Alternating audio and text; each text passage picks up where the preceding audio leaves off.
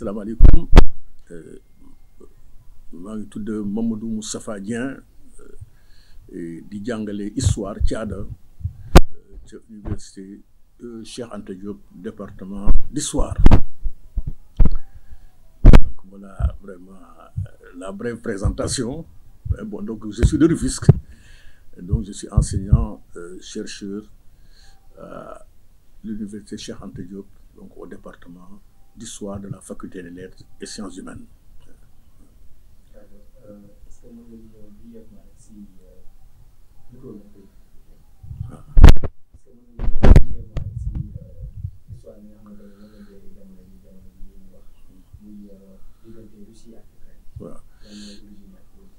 waaw jërëjëf diggante Russie ak Ukraine ni ko ñu gisee guerre la donc guerre lañ ko war a mën a tuddee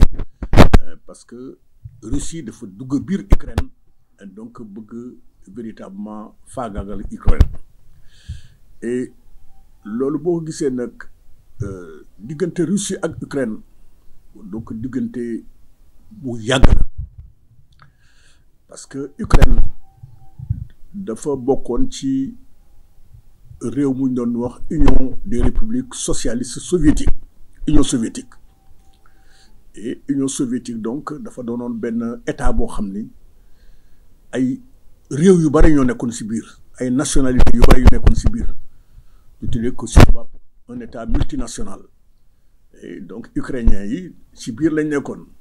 ak yeneen territoire bon donc les pays baltes muy Lettonie Estonie Lituanie ak Russie bi ci la bokkoon donc ak ay Azerbaïdjan ay dëkk yu bare buñ doon xayma Union soviétique jamono yooyu waroon na mat 150 états yu nationalité yu nekk ci biir Union soviétique et Union soviétique nag après mu jigi 1991 Union soviétique daal di xar daal di tas mu indi ay jafe-jafe yu bare Ukraine doonoon nag doon benn nationalité benn état bu am solo ci biir Union soviétique boobu ma doon wax parce que boo xoolee sax moo ci ëppoon ay nit moo ci gënoon peuplé et donc également mu amoon koom-koom bu bare et bi ñu nee si Union soviétique boobu nag ci Union soviétique boobu Union soviétique mu ngi juddu ci benn révolution bu naan révolution d'octobre 1917 ci le bolchevique yi donc jële nguur gi te yow jamono yu Lénine moo leen doon diriger Lénine moom bi mu ñëwee xam ni bare na ay nationalité yu nekk ci biir Union soviétique mu ne woon moom de bu sañoon réew mu ne rek bu la neexee nga proclamer sa indépendance nga jël sa autodétermination waaye ñuy suux nekk ci biir ñoom ñëpp di ànd donc ci biir Union soviétique waaye ñu jamono yooyu ñu seetlu déjà Russie mi nga xam ne moom itam réew mu am solo ci biir la woon daf doon jéem a imposer bon donc loi am yeneen disons nationalité yi maanaam muy ukrainien yi muy balte yi donc muy géorgien yi ñooñu boo xoolee sax buñ daan seen école yi amuñu woon droit jàngale fa seen kàllaama russe lañ fa daan jàngale dañ leen ki imposé woon koom-koom bu ñu am di si ëpp dañ ko daan jox Russie donc loolu amoon na jamono yooyu ñuy dem di dem ba jamono kii léegi Union soviétique ci gàttal rek bon donc 1991 bon donc réew moomu tas 91 bu ñu tasee Ukraine moom jël indépendance am ni moom day jël indépendance am loolu dafay wane Ukraine ñoom dañu yàgg xeex pour moom seen bopp donc dañu yàgg xeex pour ñu xàmmee leen ci biir Union soviétique ñu distinguer leen ci biir Union soviétique bi ñu jëlee nag seen indépendance bon donc jamono yooyu mu am ay problème parce que Ukraine dafa doon réew moo xam ni benn pàcc bi dafay xool ci Europe beneen pàcc bi également dafay xool un peu ci Russie dafa am ay influence européenne ak ay influence russe partie bi ñu naan partie ouest bon donc mooy xool vers l'Europe partie est donc bon donc gën a jege Russie di xool Russie donc loolu muy état boo xam ni même ñi nga xam ne dañu jàngat politique internationale dañ ko tuddee ci anglais torn country maanaam état bu déchiré bu xar parce que benn wàll bi day xool fii benn wàll bi di xool fële comme am na ay état yoo xam ne noonu lañu mel boo xoolee Mexique benn partie bi day xool Amérique latine benn partie bi day xool États-Unis boo xoolee Turquie bon donc Turquie bi benn partie bi presque day xool Europe benn partie bi di xool Asie loolu la ñu tuddee torn country état déchiré et Ukraine c'est un exemple type d'état déchiré léegi nag bi Ukraine jëlee indépendance en 1991 jamono yooyu bon pratiquement presque ña fa ne woon dañu gënoon di xool véritablement donc ci nu mu tudd am na ñu doon xool Russie am na ñu xool bon donc nu mu tudd Europe ñu bëgg a dugg Europe li tax dugg Europe bi bon donc xëy na amoon problème parce que bu ñu duggoon Europe dañuy bokk ci benn organisation boo xam ne moom la ñu tuddee OTAN organisation du traité de l'Atlantique Nord boo xam ne américains yi donc ñoo ko dirigé te boo bokkee OTAN bu la neexee yow mi soo bokk mën nga créer ay bases américaines ci sa biir dëkk Russie nag xalaat ni ñii bu ñu créer ay bases américaines ci seen biir dëkk ñun mën nañ am américains yi mën nañ fi jéem a ñëw bon donc di gën a yaatal OTAN organisation du traité de l'Atlantique Nord donc loolu Poutine daal di ko bañ Poutine moo jiite Russie mu gis ni loolu daal bu amee xëy na influence américaine bi dana ñëw foofu te influence russe bi dana wàññeeku donc loolu mooy premier élément bi nga xam ni bon donc Poutine bon donc mu tax mu dugg Ukraine beneen élément bi Poutine également bëggul waa Ukraine bon donc xëy na taxawaayu peuple dafay fàttaliku la ne woon démb li Ukraine ne woon ci biir Union soviétique donc moom bu sañoon tey la Union soviétique daan def bu njëkk moom Poutine tey mu def ko mu doon li tubaab tuddee le nouveau tsar de la Russie parce que à l'époque la Russie était dirigée par un tsar donc loolu moo indi problème bi léegi nag dugg nañ fa bi ñu fa duggee bon donc xam nga armée bu dugg ci biir dëkk ñëw fa ñooñu it également dinañ gis seen bopp te loolu mooy guerre kon nag li fa am moo tax man ni daal vraiment guerre la guerre nag dafay am ay conséquences ngeen ko waxee ngeen ko laaja et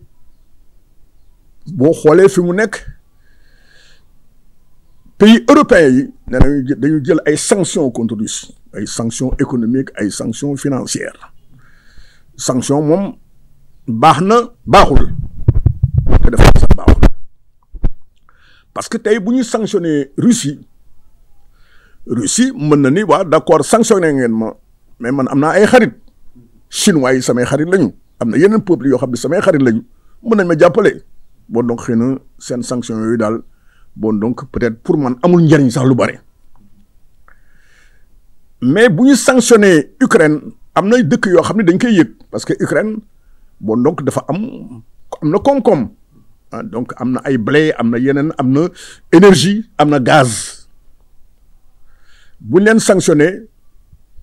bon donc dëkk yooyu xam ni Ukraine dafa daan am di jàkkantoog ñoom ci ay koom-koom gaz énergie et cetera ak blé daanuñu koy yëg dëkk bu mel ni France dañuy coow rek mais dañ koy yëg te xëy na France lu mu yëg ñun tamit indirectement ñu yëg ko mais xëy na du am ngan di solo boog yooyu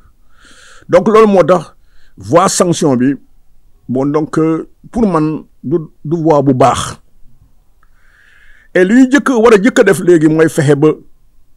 vraiment troupe russe yi génn Ukraine parce que kooku ku ñu duggoon sa dëkk du la neex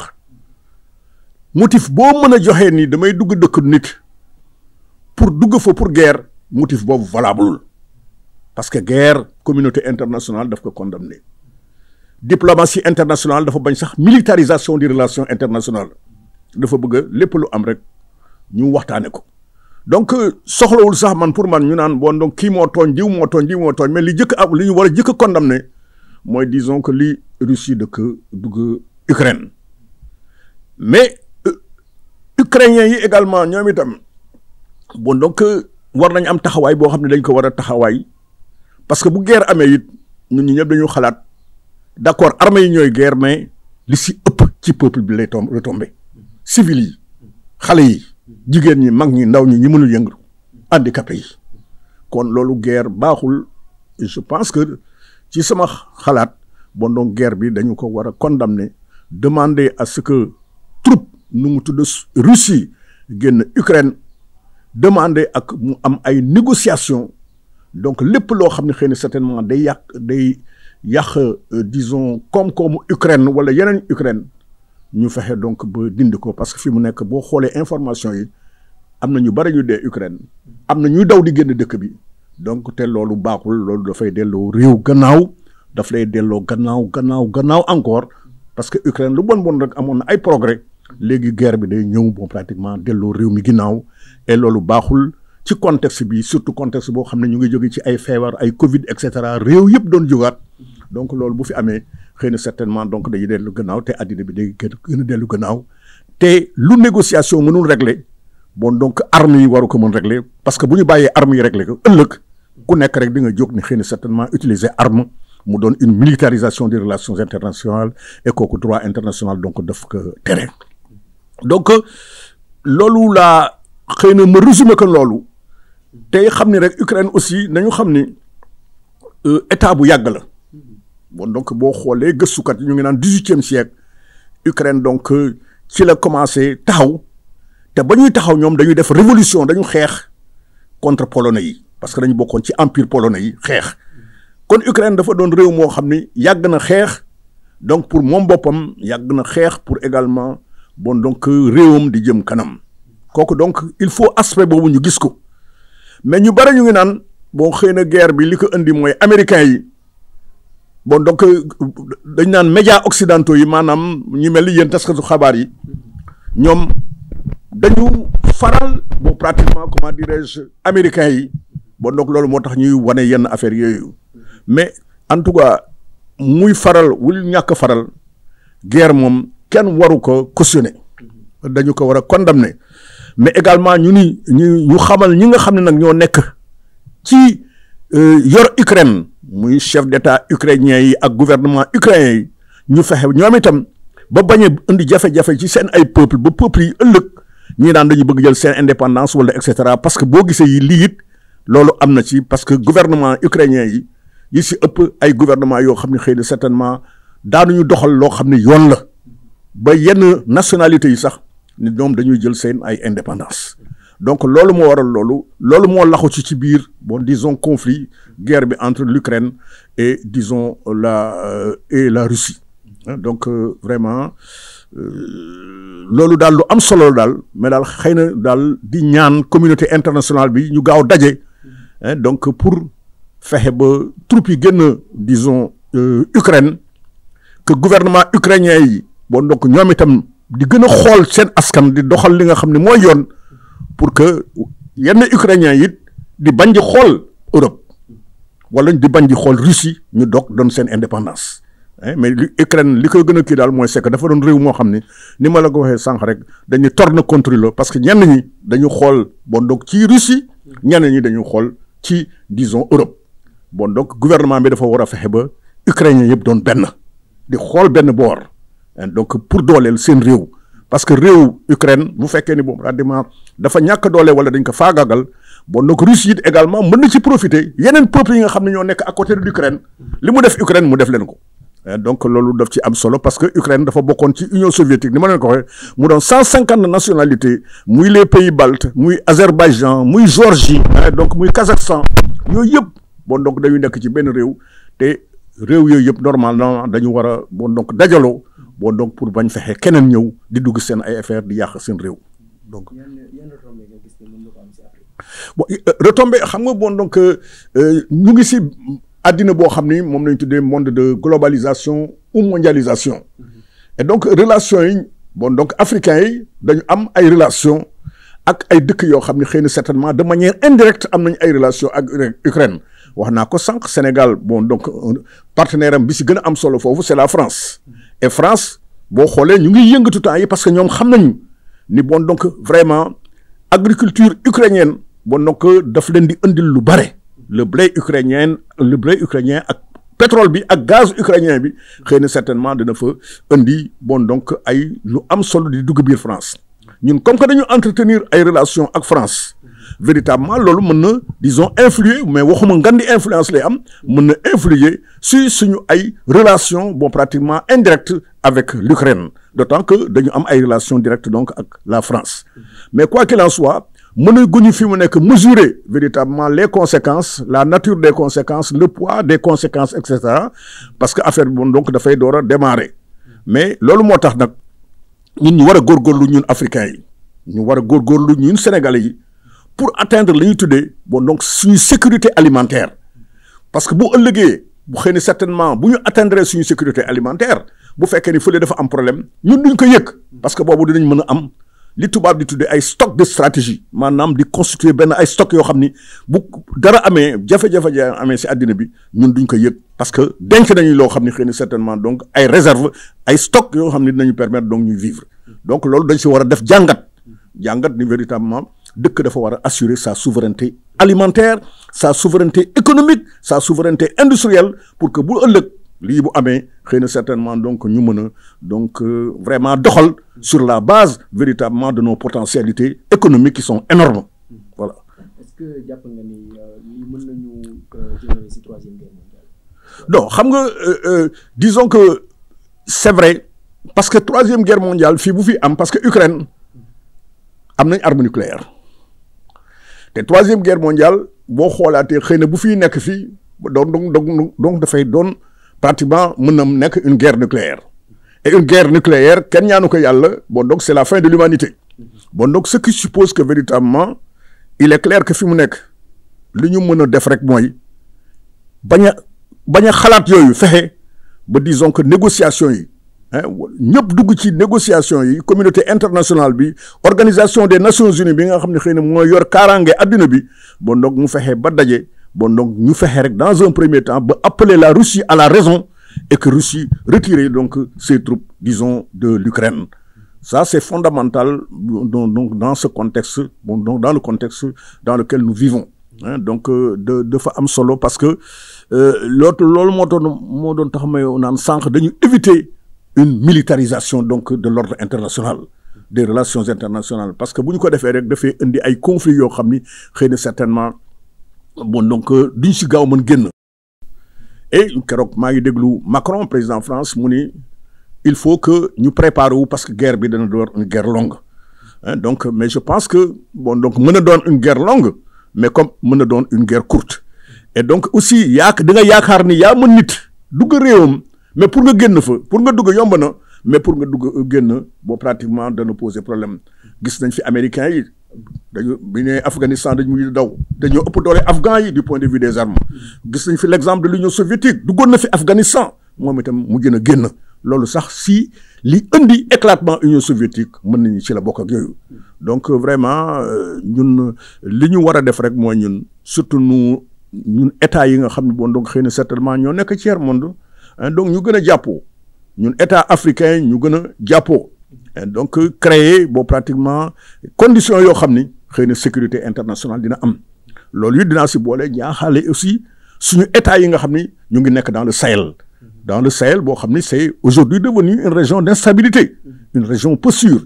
et donc li ñu ñaan yàlla rek moo ñu fexe ba ñun africains yi surtout les africains de l'Ouest africains de la sous-région ñu gën a ànd bu ñu mënee même créer une armée africaine boo xam ne dañu jël en charge les problèmes sécuritaires de notre continent ou également de notre sous-région yooyu daf ci am solo parce que loo gis rek dañ si war a def ay jàngat et conflit ukrainien entre la Russie et l'Ukraine ñun en tout cas africains yi war nañ si jàngat assurer bon pratiquement suñu sécurité donc la sécurité de nos frontières la sécurité de notre sous-région assurer notre sécurité alimentaire pour prévenir bon pratiquement ce genre de situation mais également assurer vraiment la paix intérieure dans notre pays loolu dafa am solo parce que